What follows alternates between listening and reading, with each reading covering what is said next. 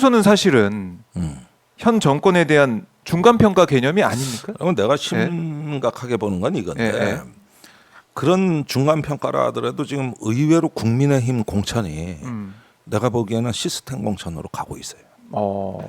여기에 용산이 발끈할 것 같았는데 아직 아니야. 네. 이건 조금 더 지켜봐야겠지만 의외로 그 용산이나 정부에서 온 또 검사 출신들 있잖아요. 지금 그 저기 아주 저기 좋은 지역구 텃밭에 그렇게 많이 공천 안 됐거든. 그런데 요 부분인데 그 저 뭐냐 권영세 의원 같은 분 컷아웃 도프 됐지 않습니까? 권영세 의원? 권영세 의원 이번에 단수공천 됐습니다. 단수공천. 예. 단수공천 되지 않았습니까? 예. 그리고 저기 이제 뭐 김태호, 김태호 전 경남 도지사라든가 양산으로 이제 갈 것 같고 단수공천 되지 않았습니까? 네. 그러니까 요런 정도 빼고는 우리가 아는 그 저기 대통령 비서실의 비서관 출신이나 검찰 출신이나 이런 사람들 의외로 지금까지 그리고 소식이 들려오는 게 그분들이 불리하다는 얘기를 계속 퍼뜨리고 있거든요. 뭐 석동현 40년지기 윤 대통령 40년지기 컷오프 됐다라고 내가 하니까. 아까 석동현 얘기하려다가 헷갈린 거야. 석동현. 송파에서. 그래서 이런 거 보면 의외로 시스템 공천인 것 같다. 그러면 한동훈이 주도권을 잡았다는 얘기예요. 네. 그러니까 윤석열 선거가 아니라 한동훈 선거가 돼가고 있다. 그래요. 그럼에도 불구하고 김건희 리스크는 계속 남아 있는 거 아닙니까? 김건희 리스크가 여사. 요즘 약발이 많이 떨어졌어요. 약발이 떨어졌다. 그건 국민들이 거의 체념하다시피. 그러니까 계속 그것만 물고 늘어지면 이게 이제 화공에 약한 되는 건데 사실 그것 말고도 의견 많은데. 네. 그래서 이게 그 제가 보니까 의외로 선거가 심상치가 않아요. 지금 우리가 이게 전략가들은 있잖아요. 항상 최악의 상황을 놓고서 분석해야 되는 거야. 그렇게 해서 그 거꾸로 부정적 사고를 해야 되는 게 전략가들의 품격이거든요. 예를 들면은 내가 내일 시험을 치는데 떨어져 봤다고 가정을 해보는 거야. 최악의 상황을 가정해서. 그럼 왜 떨어질까? 내가 내일 저기 시험에 떨어진다면, 역시 수학이야. 내가 그게 약하잖아.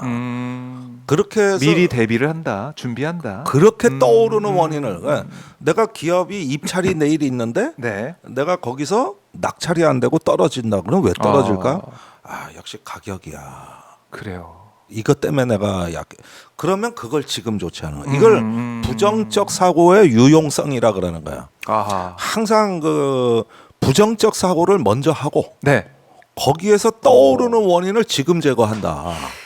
그런데 사람들이 이런 사고를 하기가 쉽지가 않아. 이건 훈련이 필요한 거거든. 어렵죠. 그리고 자기가 잘 되는 좋은 쪽으로 편향이 되게 돼 있는 거거든. 네. 이게 이제 그 저기 낙관 편향성이라 그러는 건데 예를 들면 이런 거예요. 2차 대전 때 어떤 수학자가 계산을 했어. 폭격기가 가서 격추되는 일이 많으니까 그 폭격기에 어디에 총알이 많이 맞는가를 이렇게 페인트로 표시를 해서 통계를 내보는 거야. 그래가지고 여길 보강해야 된다 그럴 때 저기 다른 수학자가 그 연구는 엉터리다. 왜요? 진짜 급소를 맞은 폭격기는 돌아오지 않았다. 격추된 폭격기가 진실이지 살아 돌아온 폭격기가 진실이 아닌겨. 그러니 이 연구는 잘못된 거야. 그런데 사람들은 살아 돌아온 사례를 연구하는 거야. 격추된 사례가 아니라 살아 돌아온 사례. 그래서 기업도 성공 사례, 성공 신화, 성공학이 유명하지. 실패 사례, 실패학 이런 게 유명하지가 않아. 맞아요. 근데 내가 군인들하고 이렇게 얘기하다 프로 장군들하고 이렇게 대화를 해보면은 진짜 전사는 이순신이 명랑해전에서 한산대첩에서 이긴 원인은 다 똑같아. 탁월한 리더십, 구성원의 단결, 저기 전략 전술. 뻔해. 나폴레옹도 그래. 이기고 이순신도 그래. 이거 상대 허를 찌르는. 그런데 그런 게 다 갖춰졌음에도 불구하고 진전쟁이 있어. 이게 진짜 학문이야. 이게 거기서 배울 점이 많다는 거야. 그래서 군인들이 훌륭한 장군이 되려면 패전사를 연구해라. 승전사를 자꾸 그게 낙관적 확증 편향인데 네. 우리 사고가 보통 그렇게 형성돼 있거든. 그러면 선거를 일단 졌다고 가정을 해보면서 이유를 따져나가는 게 지금 가장 탁월한 전략은 거기서 나온다는 거예요. 이게 부정적 사고의 유형성이라는 거예요. 그렇네요. 그럼 어떻게 보면 국민의힘은 자신들이 이제 선거에서 이겼을 때, 내가 졌을 볼 때 때, 상황을 보면서 대통령 뒤로 밀리고 민주당이 있다. 지는 시나리오는 비례정당의 난립과 네. 그로 인해서 혼란이 지속되고 그러면서 조국의 강이 소환되고 네. 그다음에 이러는 가운데서 공천에서 이제 잡음이 이제 그 프레임 전쟁으로 네. 이렇게 나타나는 거고 국민의힘이 의외로 시스템 공천을 했다는 평가를 받을 때 이때가 민주당이 필패하는 구도로 가는 골짜기에 진을 쳐서 화공에 당하는 양상이 되는 거나. 아하. 이때가 바로 그렇게 되는 거죠. 그러니까 지금 현재 우리가 계속 뭐 설 민심 얘기하면서 강조했던 윤 대통령의 김건희 여사 이른바 KBS에서 얘기했던 파우치 디올백 명품백 관련된 그런 리스크나 김건희 특검법이나 여러 가지 다른 문제들 그거보다 지금 현재로서는 선거 한 2달도 안 남은 이 시점에서는 누가 더 공천을 잡음 없이 잘 그렇죠. 해 나가느냐 국민들한테 시스템 공천했네 이런 평가를 받네요. 이게 중요하다. 그렇습니다. 그리고 지금 민주당이 인상적인 정책을 거의 내놓은 게 없어요. 지금 이런 가운데서 뭘 영입을 했다 그러는데 그 사람이 왜 영입된 건지 뭘 하는 건지 이런 부분들의 안개 속이고 비례정당 네. 정리하기가 바빠요. 아. 그래서 제가 보기엔 그렇습니다. 지금 이런 상황에서 이 어려움에 처한 야권이 네. 이 난관을 돌파하고 다시 승리의 역사를 쓰기 위해서는 조금 더 특별한 대책이 있는데 산 등성이로 올라가셔라. 좀 높은 곳에 올라가서 높은 곳에 올라가야 많은 게 보이는데 조금 어떤 문명 전환적이고 시대 전환적이고 네. 정치에 있어서 개혁과 혁신. 지금 우리가 할 일이 많은 게 우선 개헌 문제를 어떻게 처리할 거냐. 그렇죠. 87년 체제를 어떻게 청산할 거냐. 이러면서 이재명 대표 같은 경우는 자기가 어떤 그 구시대의 막내가 아니라 네. 새로운 시대의 첫째가 되겠다는 어떤 구상을 좀 펼치시고 총선이 끝나면 바로 개헌 특위를 가동하겠다는 네. 이런 어떤 걸 통해 가지고 권력 교체를 하자. 단순히 나는 윤석열 정권을 심판하는 걸로 내 정치적 소명을 제한하지 않는다. 네.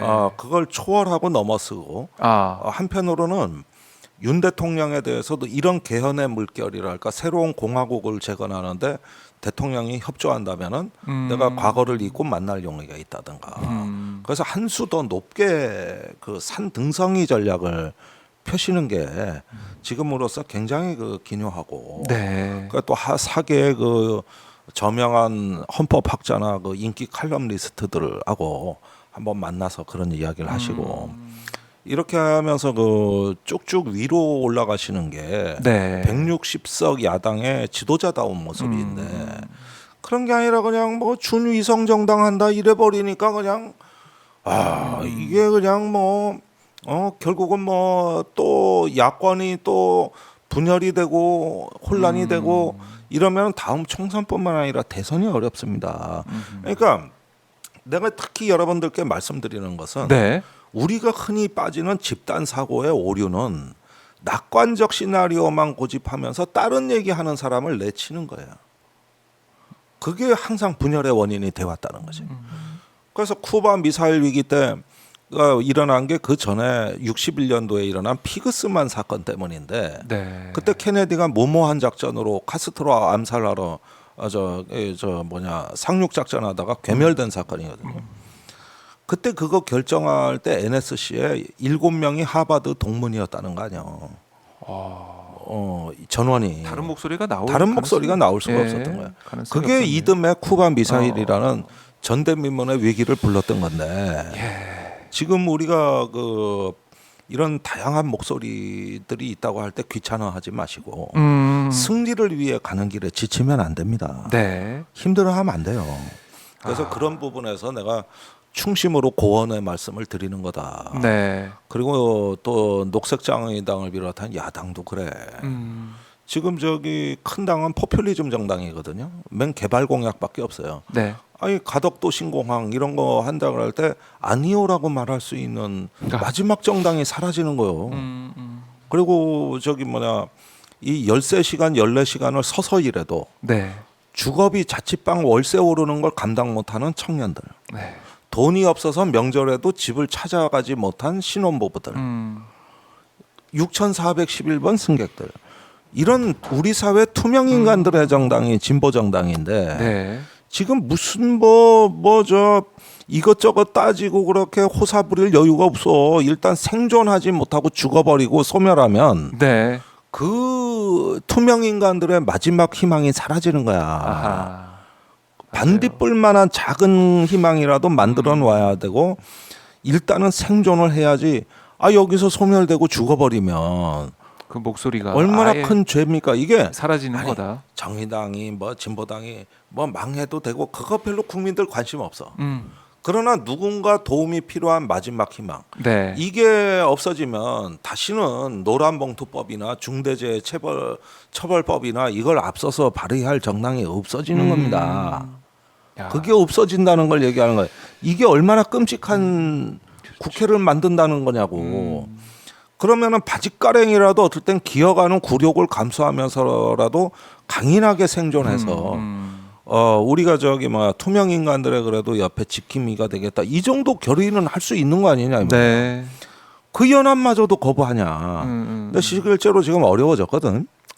근데 참 어려운 상황이다. 예, 이렇게 해서 국민을 보고 정치를 하는 거지. 아, 진보 정당 그 있고 네. 말고가 뭐 그렇게 대한민국의 큰 문제냐? 큰 문제입니다. 우리가 문제가 아니라 그 피해가 국민들한테 간다는 거예요. 앞으로 누가 노란봉투법 발의할 거야. 네. 누가 저기 참사 유족들 만나고 누가 할 거냐고. 그렇네요. 역할이 있는데 자 그만큼 이번 총선이 너무나 중요하다. 그리고 윤석열 대통령 사실 지난해부터 우리가 좀 봐왔지만 정말 우리의 사랑이 필요한 거죠. 이런 노래를 이번에 설 연휴 때 영상 만들어서 내가 그건 안 봤어요. 그거 안 보셨어요? 아, 보면은 그거 다 오바이트 나올 것 같아서 안 했어요.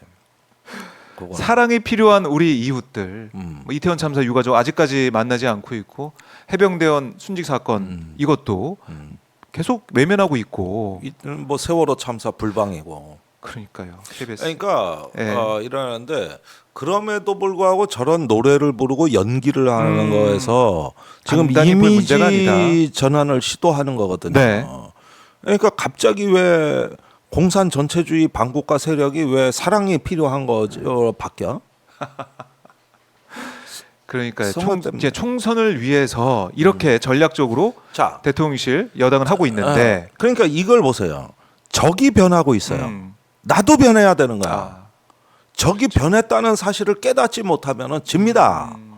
100% 지는 거예요. 아하. 적들이 지금 전략 전술을 짜고 있고 변하고 있어. 네. 근데 우리가 그 흐름을 그냥 방치하고 모른 채 하면은 우리가 지는 거야. 이게 바로 화공에 약한 진영이라 이거예요, 내 얘기가. 그래요. 긴장해야 되고 총선 뭐 여러 뭐 여론조사 추이나 이런 거 보면은 정권 심판론이 높다. 더 다 많이 나온다라고 하지만 지금 간단히 볼 상황이 아니다. 간단히 상대방이 어떻게 변하고 있는지 거기에 맞춰서 우리가 또 어떻게 대응할지 고민하고 전략을 만들어 가야 된다. 그렇습니다. 이렇게 정리해 보고요.